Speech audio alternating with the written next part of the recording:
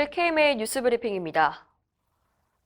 얼마 전 한의사협회장이 기자회견을 열고 검찰이 한의사의 전문의약품 사용을 허용했다는 주장을 폈었죠.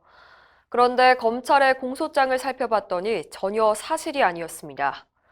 지난 2017년 한의사가 리도카인을 투여해 환자를 사망케 한 사건이 발생했는데요.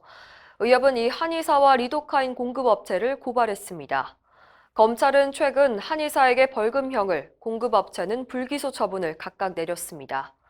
이를 두고 한의사협회는 공급업체가 불기소 처분을 받았으니 한의사가 전문의약품을 사용하는 게 합법이라고 주장하는 건데요. 의협신문이 입수한 공소장을 살펴보면 검찰은 한의사의 전문의약품 사용은 불법 무면허 의료행위라고 명확히 밝히고 있습니다.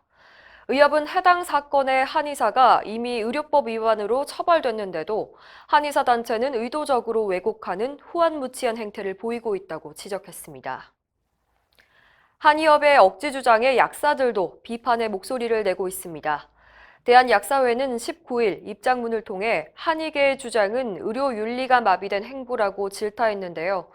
전문의약품 효과에 기대 한방치료를 하려는 것은 한의학의 존재 이유를 스스로 부정하는 일이라고 꼬집었습니다.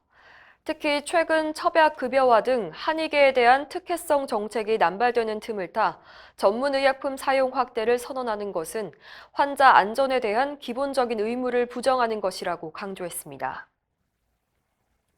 의사 10명 중 9명이 문재인 케어로 인해 대형 병원의 환자 쏠림 현상을 체감하는 것으로 드러났습니다. 의사 전용 정보 공유 서비스 인터MD가 의사 1,006명을 대상으로 조사한 결과 대형 병원 환자 쏠림 현상을 체감한다는 응답이 94.4%로 나타났습니다. 쏠림 현상의 원인을 묻는 질문에 일명 문재인 케어로 불리는 건강보험 보장성 강화 정책이라는 응답이 가장 많았습니다. 이 같은 쏠림 현상에 따른 문제점으로는 지방병원과 개원가의 어려움을 가장 많이 꼽았습니다.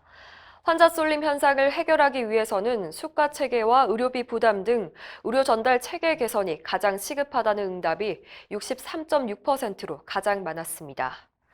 국가 차원에서 1차 의료를 강화해야 한다는 의견도 44.5%였습니다. 설문에 참여한 한 의사는 응급환자 전원을 의뢰하면 환자를 더 이상 받을 수 없다는 대학병원이 너무 많다며 현장의 분위기를 전했습니다. 중증 외상 환자를 치료하는 권역외상센터에 전문의 숫자가 턱없이 부족한 것으로 드러났습니다. 국회 보건복지위원회 최도자 의원에 따르면 권역외상센터가 정상적으로 운영되려면 23명의 전문의가 필요하지만 평균 11명의 전문의밖에 근무하지 않고 있습니다. 예산이 부족해서가 아닙니다. 작년도 권역외상센터 지원 예산 중 73억 원은 쓰지 않고 버려졌는데 전문의를 채용하지 못해서 예산이 남아버린 겁니다.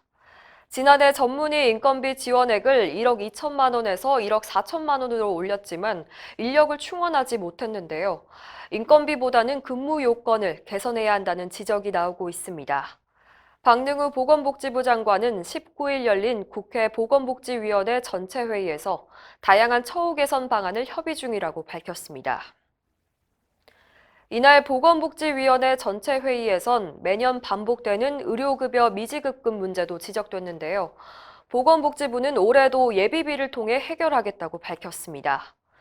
지난해 자녀 미지급금 534억 원을 충당하기 위한 추경 예산안이 전액 삭감되는 바람에 올해 예상 미지급금을 포함한 총 7,695억 원이 필요한 상황인데요.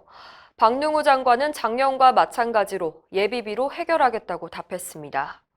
박 장관은 또 건강보험 재정의 국고 보조금 비율을 14% 이상 수준이 될 수 있도록 재정당국에 요구하고 있다며 내년부터 단계적으로 높여가겠다는 계획도 밝혔습니다. 이상으로 뉴스브리핑을 마칩니다. 자세한 사항은 의협신문을 참고하시길 바랍니다.